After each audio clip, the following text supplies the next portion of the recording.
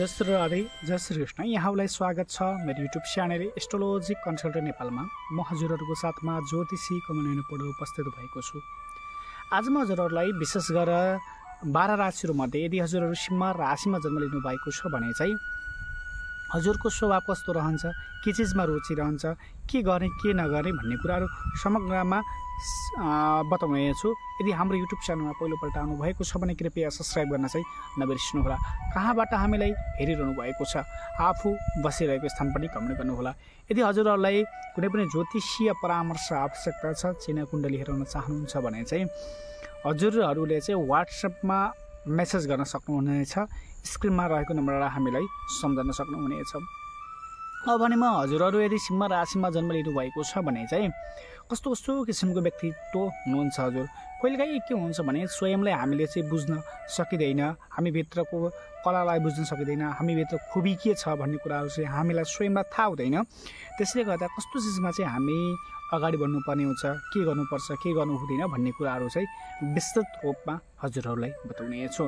यो भिडियो अन्तिमसम्म हेरिराख्नुहोला र हजुरहरूको राशि के हो अवश्य पनि कमेन्ट गर्नुहोला। र हजुरलाई कुनै कुराहरू चाहिँ बुझ्नु भएन भने चाहिँ कमेन्ट गर्न चाहिँ नबिर्सनुहोला। सिंह राशिको स्वामी सूर्यदेव हुनुहुन्छ।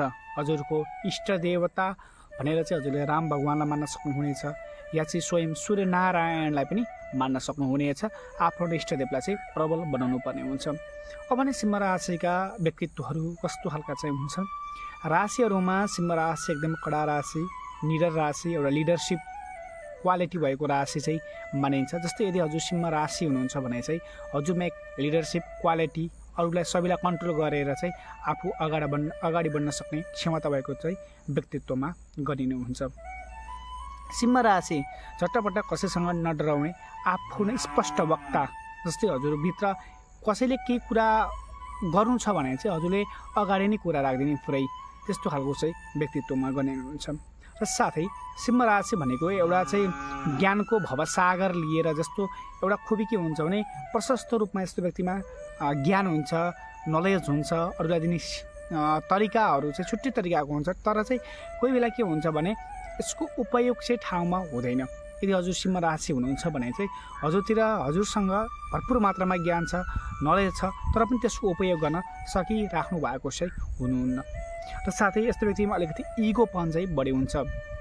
धेरै जसो कामहरू चाहिँ इगोपनले कतिपय कुराहरू, रिस्ताहरू, कर्महरू चाहिँ बिग्रिने गर्दछन्।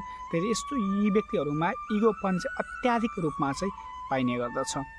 सिंह राशि बच्चाहरूलाई विशेष प्रेम गर्ने, जस्तै आफ्नो बच्चा हुने या चाहिँ अन्य अरूका बच्चा भए पनि बच्चाहरूलाई चाहिँ विशेष प्रेम गर्ने खालका चाहिँ व्यक्तित्व हुन्छन्।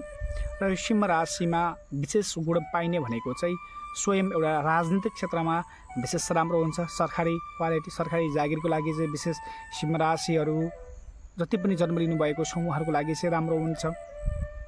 साथै अलिकति रिस पनि बढी हुन्छ, जिद्दी स्वभाव, आफूले भनेको चाहिँ हुनै पर्ने हुन्छ। यदि हजुरको बच्चा सिंह राशिमा जन्म लिएका छन् भने चाहिँ बच्चैदेखि पनि यस्तो व्यक्तिमा अलिकति रिसपन चाहिँ अत्याधिक मात्रामा हुने गर्दछ। अलिकति जिद्दी स्वभाव पनि हुने गर्दछ। उनीहरूले भनेको चिज चाहिँ हुनै पर्यो, एनी हाउ होस् नहोस् होइन, जसरी भए पनि हुनुपर्ने कुराहरू चाहिँ देखाउँछ। र यी व्यक्तिहरूले चाहिँ गर्नुपर्ने कर्म, पढाइ भनेको चाहिँ सरकारी क्षेत्रतिर चाहिँ विशेष राम्रो देखाउँछ। साथै सूर्य भएको हुनाले चाहिँ वकिलतिर पढ्न सक्नुहुनेछ या चाहिँ अधिकृत क्षेत्रमा चाहिँ विशेष राम्रो हुनेछ, त्यो फ्याकल्टीतिर चाहिँ जान सक्नुहुनेछ। र चिकित्सा यानि कि हस्पिटलाइजतिर पनि हजुर चाहिँ जान सक्नुहुनेछ। यसरी चाहिँ हजुरले आफ्नो विषय चुज गर्न सक्नुहुनेछ। र विषय अब व्यवसायको रूपमा चाहिँ हजुरहरूले चाहिँ व्यवसायमा सबभन्दा उत्तम भनेको चाहिँ हार्डवेयर व्यवसाय चाहिँ विशेष राम्रो मानिन्छ यस्तो व्यक्तिहरूलाई चाहिँ। र साथसाथै टेक्निकल कुराहरू जुनसुकै होस्, टेक्निकल कुराहरूलाई चाहिँ हजुरले चाहिँ इलेक्ट्रोनिक टेक्निकल कुराको व्यवसाय हजुरले चुज गर्न सक्नुहुनेछ।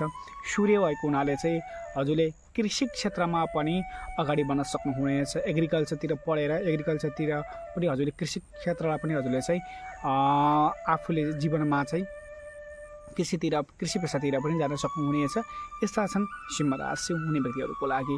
र साथसाथै यी व्यक्तिहरूमा एउटा विशेष पढ्ने खुबी भएको हुन्छ, पढ्नमा एकदम रुचि, या चाहिँ दुईवटा कुरा हुन्छ। जस्तै यस्ता व्यक्तिहरू चाहिँ कि त एकदम पढ्नमा रुचि या चाहिँ हजुरको चाहिँ राजनीतिक क्षेत्रमा चाहिँ विशेष रुचि हुने गर्दछन्। यस्तो छ सामान्य किसिमको चाहिँ सिंह राशि हुने व्यक्तिहरूको चाहिँ शील स्वभाव के कस्तो छ भन्ने कुराहरू चाहिँ बताइएको छ। र साथसाथै सिंह राशिहरूमा सम्बन्धको केस, प्रेम सम्बन्धको केस लगभग धेरै छुट्ने हुने गर्दछन्, किनकि यी व्यक्तिहरूमा चाहिँ इगोको कारणले गर्दाखेरि चाहिँ छुट्ने र टुट्ने चाहिँ बढी देखिन्छ। यदि हजुरहरूको सिंह राशि हुनुहुन्छ भने हजुरहरूको जीवनमा कतिको घटित हुन गएको छ त्यो पनि अवश्य पनि कमेन्ट गर्नुहोला।